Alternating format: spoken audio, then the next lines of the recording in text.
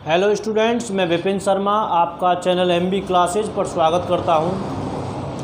तो दोस्तों, आप लोगों को मैंने पिछली वीडियो में एक्सरसाइज 4.2 तक कंप्लीट कराया था। अब मैं 4.3 को कंप्लीट कराऊंगा। तो उससे पहले थोड़ा सा आप बेसिक समझ लीजिए, 5 मिनट का है और वीडियो को कोई भी भाई बीच में छोड़ के नहीं जाएगा, क्योंकि अगर आप बीच में छोड़ के चले गए तो फिर आपकी समझ में नहीं आएगा। वीडियो को बिना स्किप करे पूरा देखेंगे।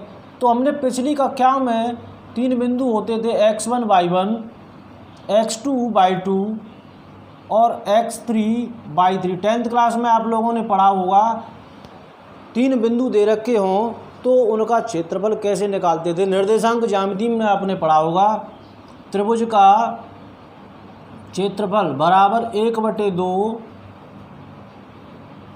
x1 y2 minus y3 plus x2 y3 minus y1 plus x3 y1 minus y2। ये आपने कक्षा 10 में पढ़ा होगा, त्रिभुज का क्षेत्रफल जब आपको आया था। ठीक है, 10 में भी था और 11 में भी था। ठीक है, तो इसे हम अगर बात की जाए सारणिक की, तो सारणिक रूप में कैसे लिख सकते हैं। तो डेल्टा का मतलब है त्रिभुज का क्षेत्रफल बराबर 1/2। ठीक है, x1 y1 1, x2 y2 1, x3 y3 1। ये याद रखेंगे आप, त्रिभुज का क्षेत्रफल निकालने का यही एक लॉजिक है किसके अंदर, सारणिक के अंदर। ठीक है, अब इसे जब आप खोलोगे, जब इसे आप सॉल्व करोगे तो आपको यही मिलेगा। ठीक है, कैसे एक बार समझ लें। मैं इसी को आज आपको क्लियर कराऊंगा, 2 मिनट, कोई बात नहीं है। 1/2 चल ही रहा है। x1 हम जब लेंगे तो ये वाली लाइन और ये वाली लाइन बिल्कुल गायब हो जाएंगी। तो इसका इससे गुणा y2 माइनस इसका इससे y3 माइनस y1 ये प्लस होता था, ये माइनस, ये प्लस। अब देखिए, ये वाली लाइन दबेगी और ये वाली दबेगी, तो इसका करेंगे तो x2 माइनस x3। ठीक है, अच्छा ये कॉलम से खोल दे रहे हैं, चलो हम कॉलम से भी खोलते हैं। तो एक बार इसे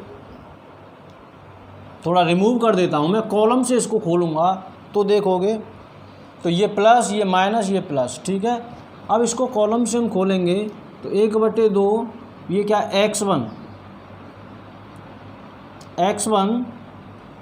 अब देखिए, ये वाला और ये वाला गायब।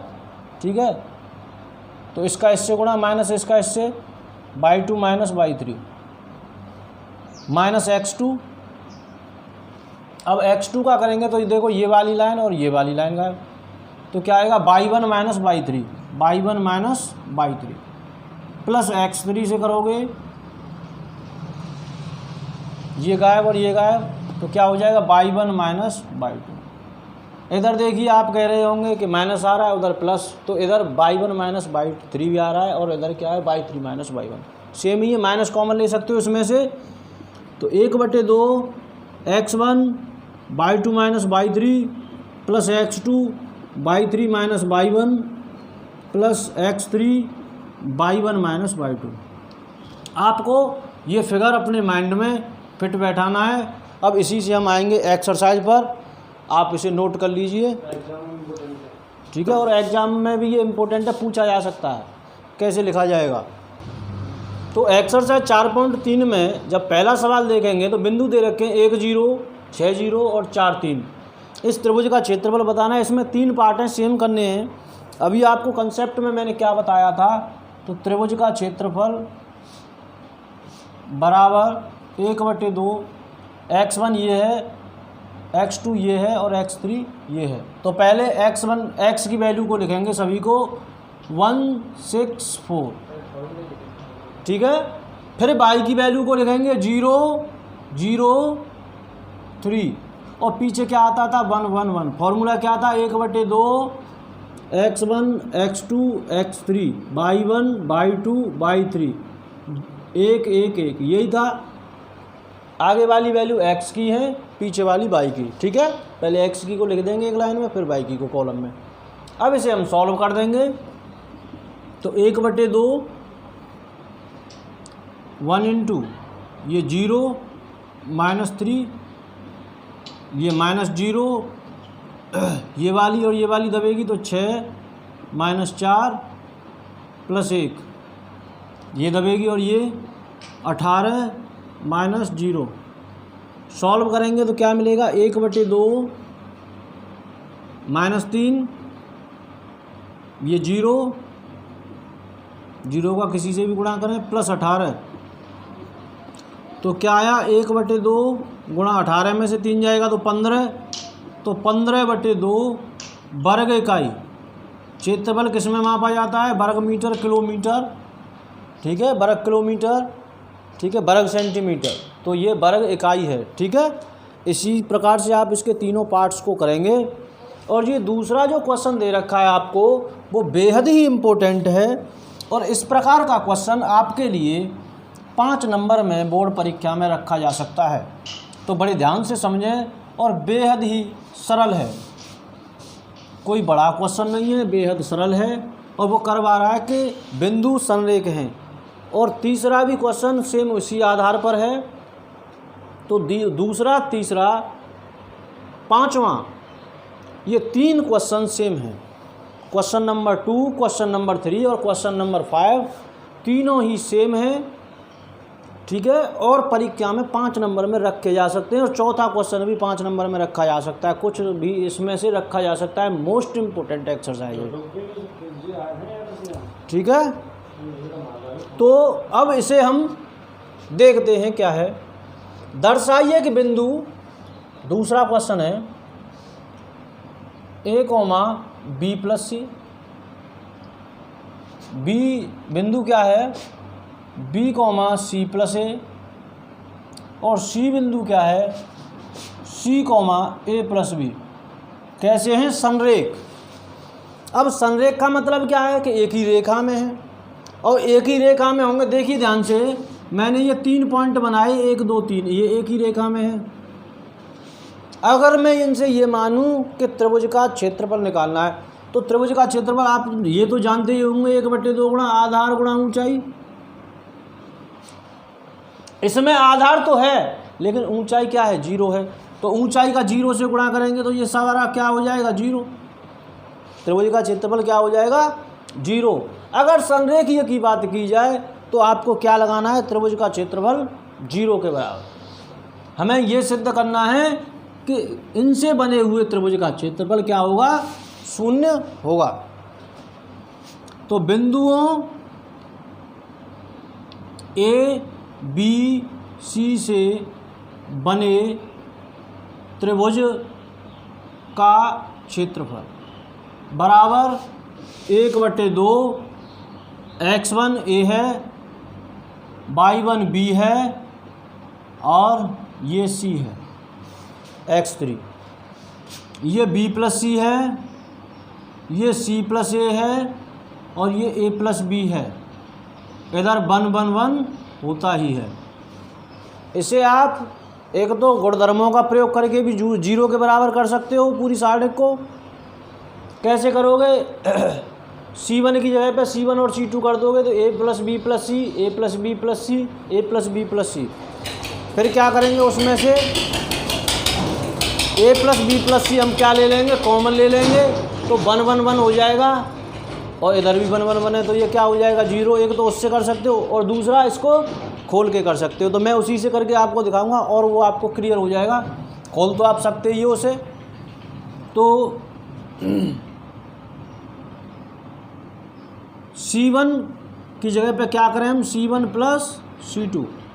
तो इसे मैं डेल्टा से डिनोट कर रहा हूँ त्रिभुज के क्षेत्रफल को 1/2। ये जोड़ना है तो A + B + C, B + C + A और C + A + B और ये B + C, C + A + B और ये 1 1 1। ठीक है, दिख रहा होगा। जोड़ा तो A + B + C, B + C + A, C + A + B। ठीक है। अब देखिए C1 से क्या कॉमन ले सकते हैं, a plus b plus c, क्योंकि पूरे पर है। C1 से a plus b plus c common लेने पर अब जब इससे कॉमन लेंगे तो डेल्टा बराबर क्या हो जाएगा, 1/2 a plus b plus c common ले लिया, इधर क्या होगा 1 1 1 1 1 1 b plus C plus A plus B 1 1 1। अब ध्यान से देखें क्या ये जीरो नहीं हुआ, दो कॉलम एक जैसे हैं या दो रो एक जैसी हों तो उसकी वैल्यू क्या आएगी, जीरो। तो यहाँ से लिख देता हूँ डेल्टा बराबर क्या हो गया, a प्लस बी प्लस सी बटे 2 गुणा जीरो, ये जीरो है। और जीरो का किसी से भी गुणा करेंगे तो हमें क्या मिलेगा, जीरो वर्ग इकाई। अब लिख देंगे आप, अतः बिंदु ए बी सी संरेख हैं, ठीक है, क्योंकि त्रिभुज का क्षेत्रफल क्या है, जीरो है। तो आपका इसी क्रम में तीसरा क्वेश्चन है, प्रत्येक में k का मान ज्ञात कीजिए। k का मान पूछ रहा है, यदि त्रिभुजों का क्षेत्रफल 4 वर्ग इकाई है, त्रिभुज का क्षेत्रफल क्लियर दे रखा है, उसने क्या दिया है, डेल्टा इक्वल टू 4 वर्ग इकाई। तो k का मान पूछ रहा है, तो फर्स्ट पार्ट में क्या है, बिंदु k0 4 0 और 0 2, इनसे बने पहले तो त्रिभुज का क्षेत्रफल उसने दे रखा है कितना, 4। तो k का मान क्या होगा। इसी प्रकार इसका सेकंड पार्ट है, सेकंड पार्ट सेम करना है आपको, और पांचवा क्वेश्चन भी सेम ही करना है, एक चौथा और बताना है इसके बाद, ठीक है। तो इसे जब आप करोगे तो डेल्टा बराबर क्या होता है, 1/2 x1 x2 x3 y1 y2 y3 1 1 1, ठीक है। वैल्यू लगाएंगे बस, डेल्टा बराबर 4 1/2 ये k, ये 4, ये 0, ये 0, ये भी 0, ये 2 और इधर आएगा 1 1 1, k 4 0 k 4 0 0 0 2 0 0 2, ठीक है। ये इधर किसका है, भाग का, तो इधर किसका हो जाएगा, गुणा का, तो 8 बराबर। अब देखो इसको खोलेंगे, k into minus 0 into plus 1 into, ठीक है, यही कार्यक्रम था। अब k में क्या आएगा, इंटू में ये दबेगा और ये दबेगा, 1 का 0 से गुणा 0 और 2 का 1 से गुणा -2, तो 0 -2 आएगा, माइनस आता है इधर, चल 0 वाले में ये दबेगा और ये, तो 4 एकम 4 -0। तीसरा पॉइंट बने तो ये भी दबेगा और ये भी दबेगा, 4 दूनी 8 -0। देखो अगर आप लोगों को ये खोलने में थोड़ी दिक्कत आ रही है समझने में, तो आप सबसे स्टार्टिंग वाली वीडियो देखें, हमारी प्लेलिस्ट में नीचे लिंक मिल जाएगी आपको वीडियो के, वहाँ से आप देख लें, तब आपके और बेहतर समझ में आएगा। और ये जो क्वेश्चंस मैं आपको बता रहा हूँ ये 5 नंबर के लिए मोस्ट इम्पोर्टेंट है। अब इसको हम सॉल्व करेंगे आगे, तो 8 बराबर -2 के, ठीक है, ये 0, अब ये 8, ठीक है। इसे सॉल्व करेंगे अब हम, देखो इससे ये गया 8 से 8, ठीक है।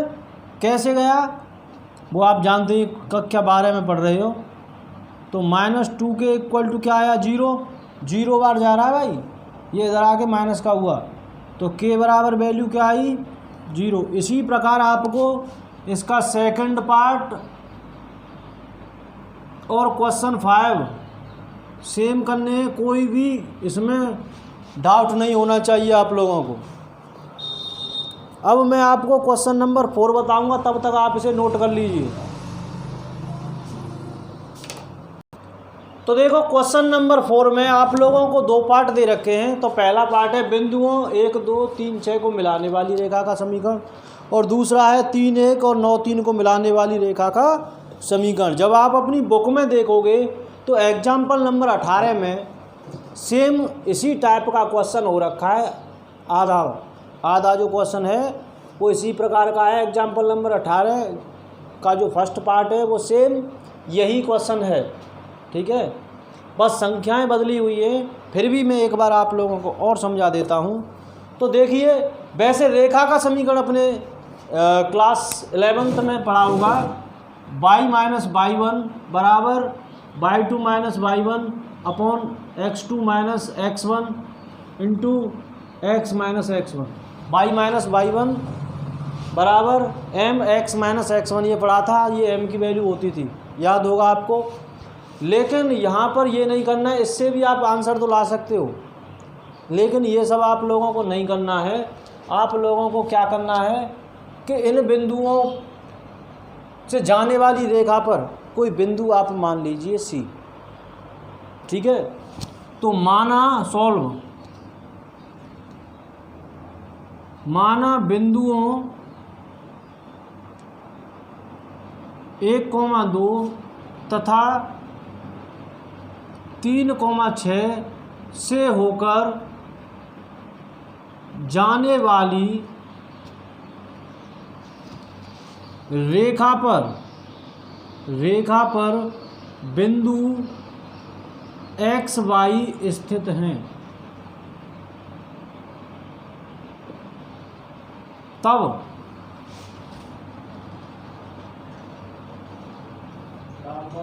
इनसे बने त्रिभुज का क्षेत्रफल बराबर 0। इनसे बने त्रिभुज का क्षेत्रफल 0 होगा। क्यों होगा ये ध्यान से समझ लें। ये 2 बिंदु थे, 1,2 और दूसरा बिंदु क्या था 3,6। इनसे होकर कोई रेखा जा रही है और इस रेखा पर क्या है, एक तीसरा कोई बिंदु है x, y, इसी रेखा पर आ रहा है और इसी रेखा पर आ रहा है। तो त्रिभुज का क्षेत्रफल आप क्या जानते हो, 1/2 गुणा आधार गुणा ऊंचाई। और जब इसी रेखा पर है तो ऊंचाई क्या है, 0 है, और जब ऊंचाई 0 है तो त्रिभुज का क्षेत्रफल क्या होगा, 0। तो आप लगाएंगे त्रिभुज के क्षेत्रफल में। त्रिभुज का क्षेत्रफल क्या होता है, 1/2 x1 x2 x3 y1 y2 y3 1 1 1 बराबर क्या है, 0, ठीक है। वैल्यू लगाएंगे तो देखिए 1/2 इधर गुणा में है, इधर भाग में भेजोगे तो क्या हो जाएगा, 0। तो इसका तो कोई सेंस ही नहीं है, तो केवल वैल्यू लगा दीजिए। तो 1 3 x की वैल्यू लगाएंगे पहले 1 3, और तीसरी वैल्यू क्या है x। y की वैल्यू लगाओगे 2 6 और y और 1 1 1 इक्वल टू 0। सॉल्व करेंगे इसे अब, तो 1 into 6 minus y minus 2 into, अब देखो ये वाली लाइन और ये वाली लाइन, तो 3 minus x plus 1 into 3y minus 6x, ठीक है। एक बार फिर देख लें, देखो मैंने 1 लिया है, इधर प्लस होता है, इधर माइनस इधर प्लस, तो 1 लिया है तो ये वाली लाइन और ये वाली लाइन छुप जाएंगी, तो 6 माइनस वाई, ये माइनस होता है -2, ठीक है। तो ये वाली लाइन और इसके नीचे वाली तो 3 माइनस एक्स।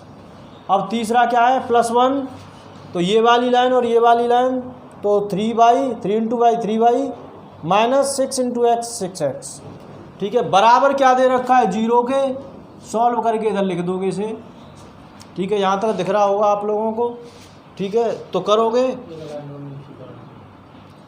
चलो एक लाइन और कर देता हूँ फिर यहाँ पे नीचे ही। तो ये क्या हो जाएगा आपका 6 minus y minus 6 plus 2x plus 3y minus 6x equal to 0, ठीक है। और रेखा का समीकरण आप जानते हो y बराबर mx प्लस c होता है, यही मानक रूप है रेखा के समीकरण का। तो y को एक साथ जोड़ लोगे और x को एक साथ, तो ये एक y ये है और एक ये है, तो 3y में से y जाएगा माइनस का, तो क्या बचेगा 2y, क्या बचेगा इधर 2y प्लस का। अब देखिए x देखिए -6x और +2x क्या है -4x। अब वैसी संख्याओं को देख लो, इससे तो ये चला ही गया, कुछ नहीं बचा है, बराबर 0। तो ये क्या हो जाएगा भाई 2y बराबर 4x। 2 से 4 कितने बार, 2 बार, तो y बराबर 2x, यही रेखा का समीकरण है। ठीक है, इस प्रकार से आप इसका सेकंड पार्ट भी करेंगे। अगर आप लोगों ने अभी तक वीडियो को लाइक नहीं किया है तो इतनी मेहनत पर भाई एक लाइक तो बनती है, लाइक ज़रूर करके जाएं, वीडियो को शेयर करें, चैनल को सब्सक्राइब करें। धन्यवाद।